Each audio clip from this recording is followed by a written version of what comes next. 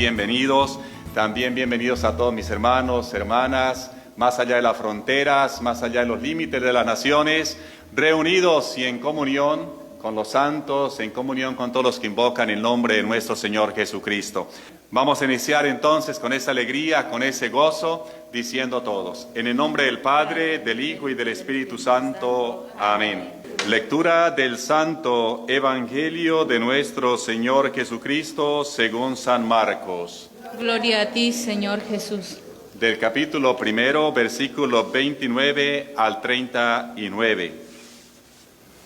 En aquel tiempo, al salir Jesús de la sinagoga, fue con Santiago y Juan a la casa de Simón y Andrés.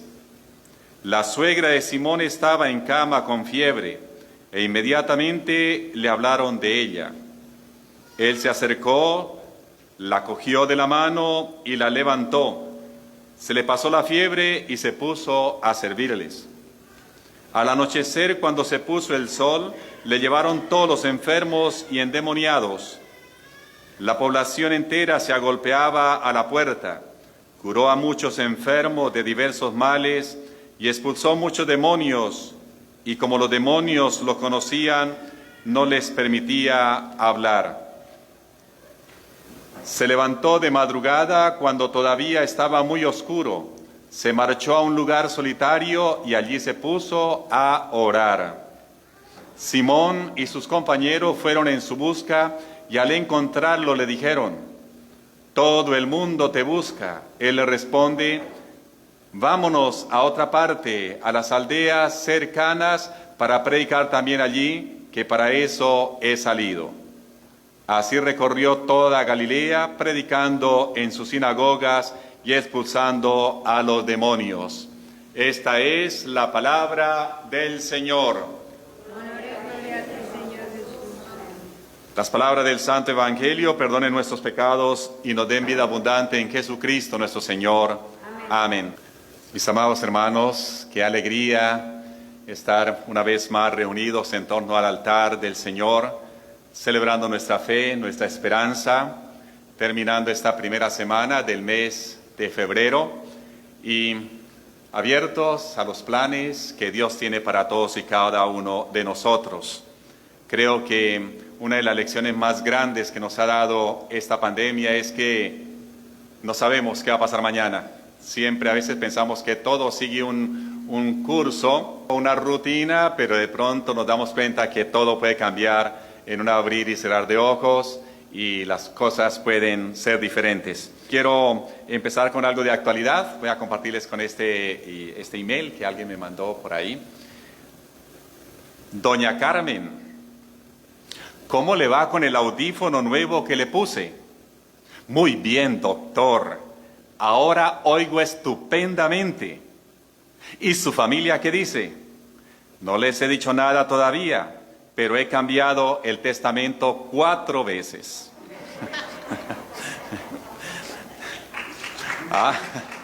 Amados hermanos, acabamos de escuchar el Santo Evangelio, lectura tomada de San Marcos.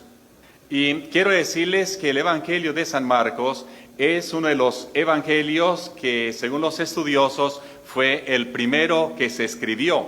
Se considera como el evangelio más antiguo escrito. Es decir, que este evangelio nos cuenta de primera mano las acciones, los hechos y palabras de nuestro Señor Jesucristo. Y junto al evangelio de San Marcos está el evangelio de San Mateo, el evangelio de San Lucas, que los tres considerados se les llama sinópticos. Pues bien, el Evangelio de San Mateo y el Evangelio de San Lucas nos hablan del nacimiento y de la infancia de nuestro Señor Jesucristo. El Evangelio de San Marcos no habla del nacimiento ni tampoco de la infancia de Jesús.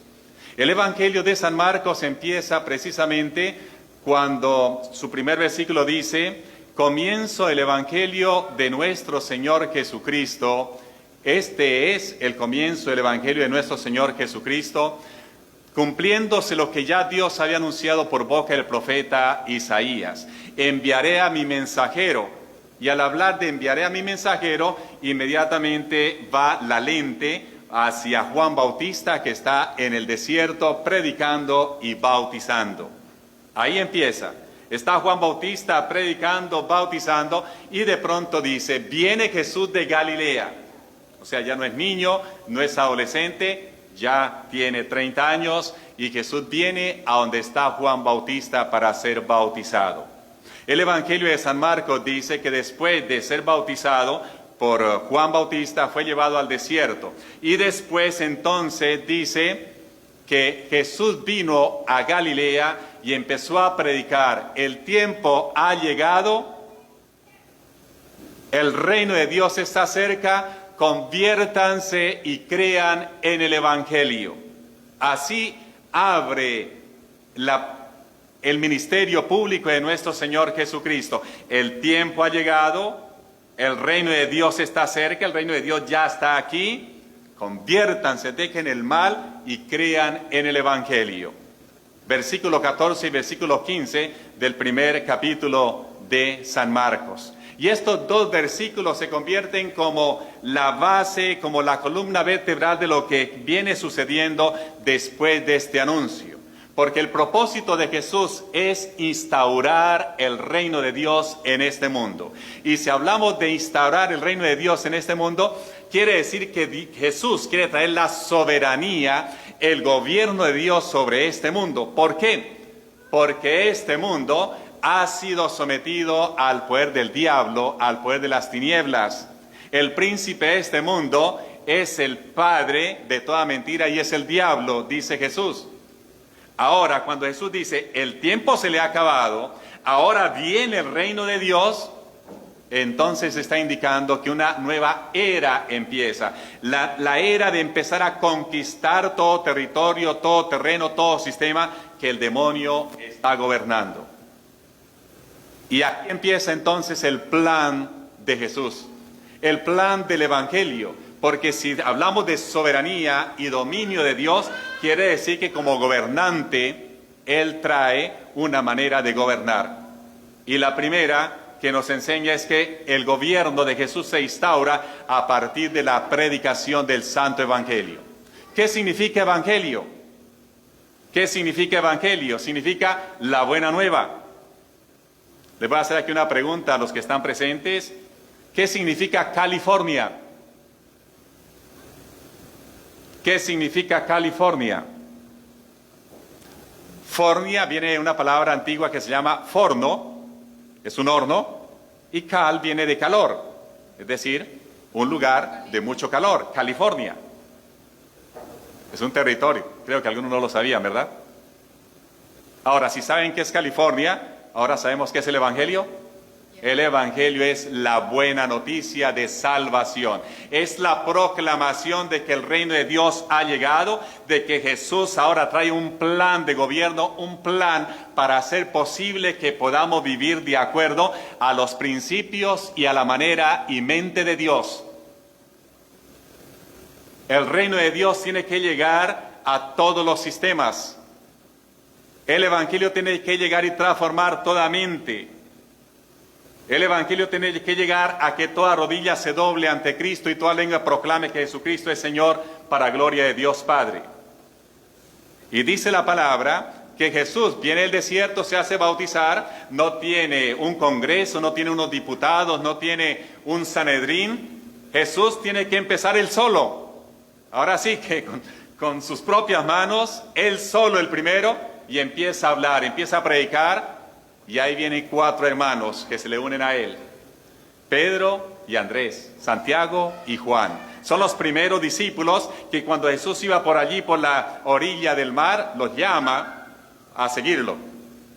Con estos 4 discípulos, él va a la sinagoga. Y en la sinagoga aquel día les anuncia y empieza a hablarles del reino de Dios.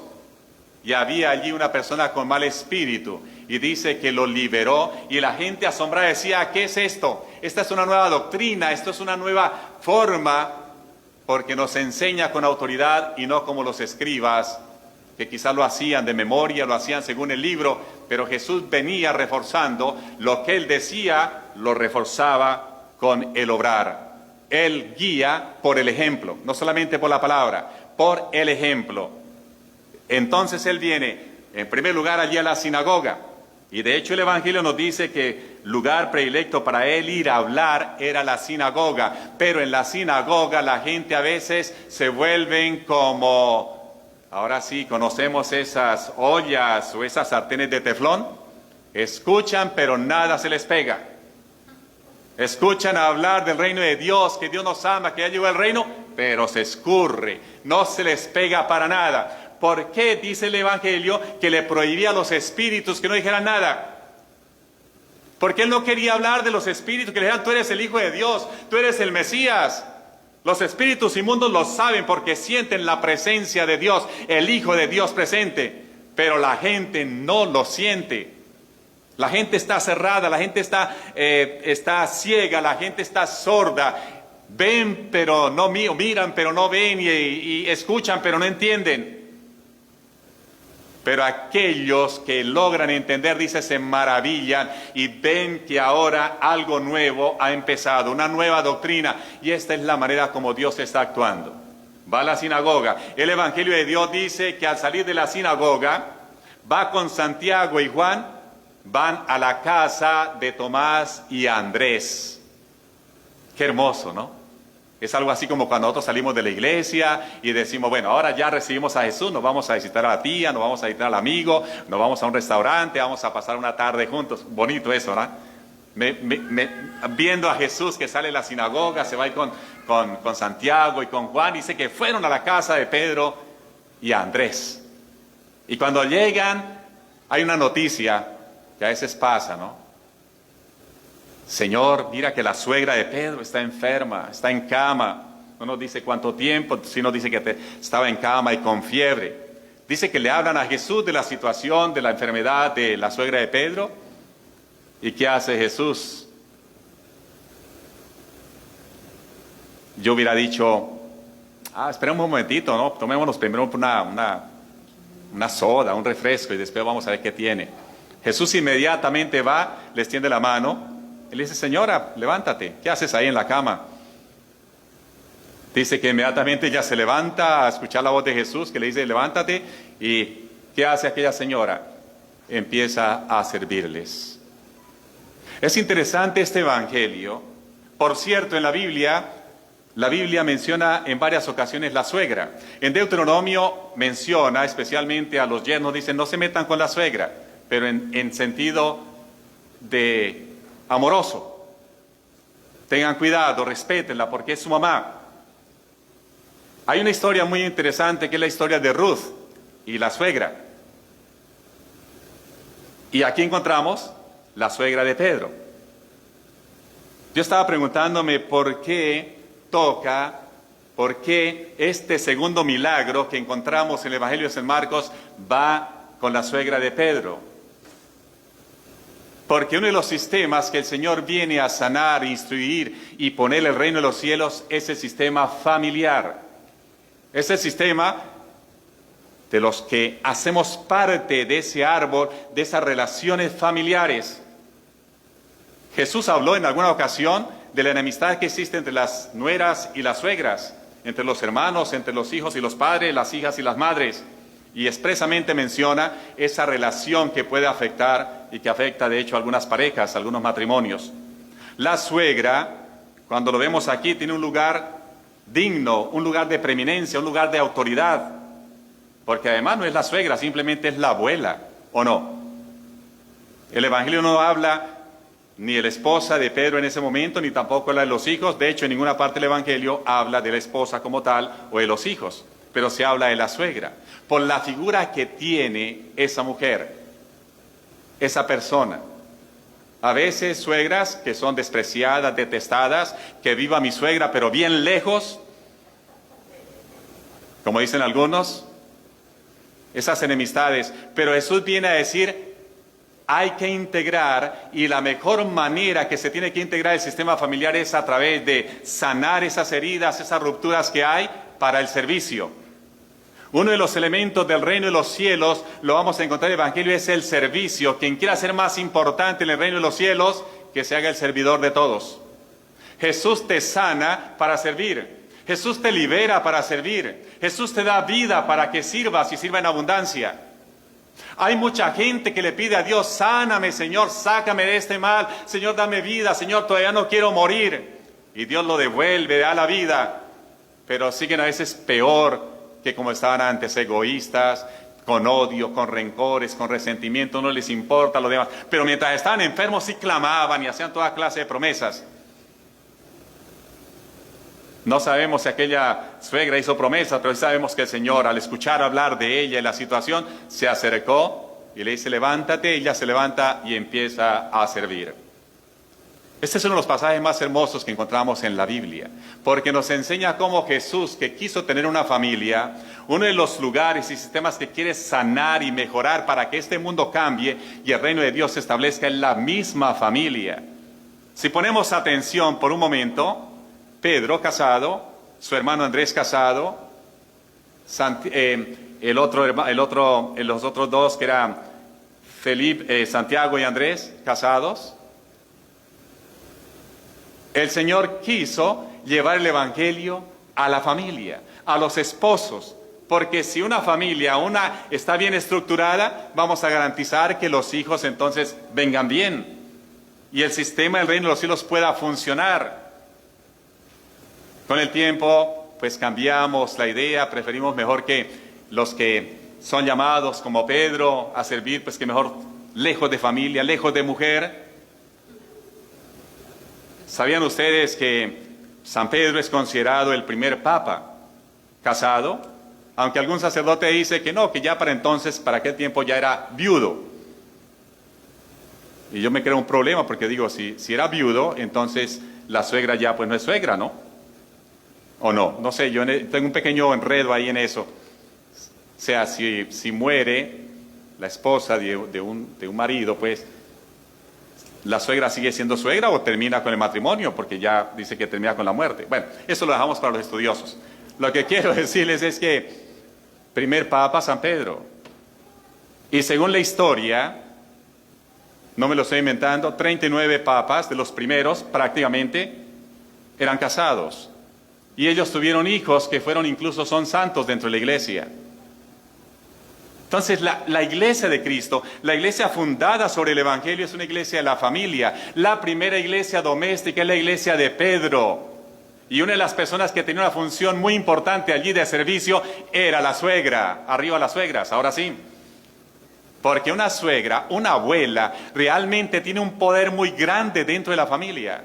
No para supervisar y controlar a la nuera para que atienda al hijo como ella quiera. No, tienes que respetar porque dejas a tu padre, dejas a tu madre, los que se van a casar, y ahora forman un solo cuerpo, de tal manera que ya no son dos, pero uno. Pero la suegra tiene un lugar muy importante, el lugar de servicio dentro de la comunidad. La abuela tiene un lugar muy importante. Jesús vino a sanar esos lugares. Jesús constituye, saliendo de la sinagoga, constituye allí una asamblea, constituye un hogar, una familia para predicar el reino de los cielos. ¿Y qué pasa cuando se abre uno al evangelio? Cuando una familia se abre al evangelio, dice que aquel lugar se empezó a llenar de gente. Aquel día empezó a llegar la gente porque pasó, y eso que no había celular y no había textos, imagínense. Empiezan a llegar y dice que aquella tarde era tanta la gente enferma que le traían a Jesús, endemoniados, y a todos los sanó, a todos los liberó. Maravilla. Eso ocurre cuando una familia se abre al evangelio, cuando un ministro con su familia se abre al evangelio. Estaba mirando que hoy aquí en nuestra comunidad tenemos 5 parejas, con todo respeto a las que no tienen la pareja o que están viudas. Está Oscar y Jennifer, que no le cambie el nombre. Está José, Elizabeth, está Arturo, Kimberly, está Tomás, América, y Cecilia y su obispo. ¿Somos cuántas parejas? 6, 5 parejas. 5. ¿Qué tal que estas parejas se convirtieran en lo que fueron estas parejas? Porque después fueron 12. Es el plan de gobierno, es el plan que el Señor quiere tocar las familias. Si no le ponemos atención a la familia, estamos viendo ya y nadie le está poniendo atención realmente a las familias. ¿Quién está dando el ejemplo para vivir en familia? A los padres se les dice que no, a los que no se puede casar, no puede tener familia, no puede tener hijos. Entonces, ¿quién le está poniendo atención a la familia? Si el primer paso de gobierno que Jesús fue las familias, para que fueran familias apostólicas, familias donde había allí un fluir de sanidad, de liberación, porque a todos se les anuncia el reino de los cielos. Y algo más importante todavía sigue, dice Jesús, al amanecer, no dice a qué horas terminaron, va a un lugar solitario para orar. Más tarde los apóstoles o los discípulos, los 4, lo van a buscar y dice, Señor, la gente te anda buscando. La gente te busca como abejas al panal, a la miel. Y dice Jesús, pues para esto he venido, pues vámonos. Y dice que se fue a predicar a otros lugares, en la comarca, en toda la Galilea. Mis amados hermanos, este es un día de alegrarnos en la presencia del Señor. Este evangelio que viene predicado hace 2000 años es el evangelio que toca a nosotros hoy. El Señor nos trae a esta iglesia, a este lugar, a este templo. Por cierto, hay un aire de fresco, hay un aire de vientos nuevos, de presencia nueva. Yo oro y pido que nuestra familia se convierta en esas familias del Evangelio. De ese Evangelio que vivamos realmente no por una simple tradición o por una simple costumbre, pero realmente vivir por la palabra de Dios, que es la que libera, la que sana, la que nos educa y la que nos lleva a servir a los demás. Yo le doy gracias a Dios, le doy gracias a la Iglesia Católica Romana, donde fui ordenado, donde fui formado para gloria de Dios. Pero hace 17 años, por cierto, hoy es un día muy importante, 7 de febrero. ¿Qué pasó?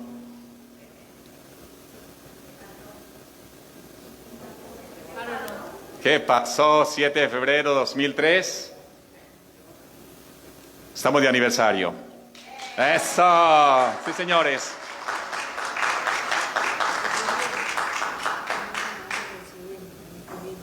Bueno, por el civil, pero luego ya vino la bendición que el Señor nos regaló, que fue maravillosa. Entonces, hermanos, este es el evangelio que nos toca vivir, el evangelio del día a día, el evangelio del Cristo que viene a nosotros, el evangelio que nos toca. Hagamos lo que tenemos que hacer, dejemos que Cristo venga a nuestras familias, a ese sistema que sana, que libera. Y si buscamos de Cristo, no solamente es por el interés de estar sanos, pero para servir, para hacer posible que su evangelio sea predicado, que las almas vengan a Cristo, que haya un fluir, que cuando el Señor nos llame vayamos con esa tranquilidad de decir, Señor, hemos predicado en las comarcas. Estamos haciendo todo lo posible para que este mensaje llegue a través de internet. Estamos haciendo lo posible para ir donde el Señor nos llame. Créanme que yo cada vez me siento realmente, digo, Señor, me lleva a situaciones, a familias, que digo, Señor, solamente tú me necesitabas allá. Para hallar una palabra de consuelo, una palabra de ánimo, de fe, de esperanza. Y quizás ha sido el testimonio cuando yo he llegado a la vida de cada uno de ustedes, o que hemos llegado. Dios lo ha querido. Es que este es el evangelio vivo, es el evangelio verdadero, es el evangelio que leemos en las Sagradas Escrituras. Amados hermanos, quiero que en este momento nos pongamos de pie. Quiero también pedir bendición para todos los que nos han acompañado a través de nuestro canal Misión Cristo Rey. Estamos llegando a 5,000 personas o 5,000 vistas, que en este momento yo pido que cada persona que ha llegado reciba bendición, reciba la paz. El Señor bendiga los aires que respiramos, bendiga los caminos que vamos a cruzar, bendiga los lugares donde vamos a estar, bendiga, Padre, también los trabajos, negocios, asuntos que vamos a realizar en esta nueva semana, Señor amado. Que tu ángel vaya adelante para guiarnos, al lado para acompañarnos, detrás para protegernos, arriba para bendecirnos. Que tu palabra poderosa sostenga todos nuestros pasos. Gracia y prosperidad nos sigan donde quiera que vayamos, y el manto santo de la bienaventurada Virgen María nos sigue, nos proteja en la noche y en el día. Señor, sacude los cielos, llena esta casa de tu gloria, llena nuestras vidas de tu presencia y de tu amor, Señor. Que te conozcamos cada día más, Señor, desde nuestra humildad, desde el reconocimiento, como dice la Virgen María. Proclama mi alma la grandeza del Señor, se alegra mi espíritu en Dios mi Salvador. Que tu bendición venga sobre nosotros como lo esperamos de ti. Que el Señor nos guarde, el Señor nos proteja, el Señor nos guíe en el camino, nos dé la sabiduría, que el Señor haga prosperar las obras de nuestras manos y su santa bendición venga sobre nosotros como lo esperamos de ti. La bendición del Padre, del Hijo y del Espíritu Santo. Amén y amén.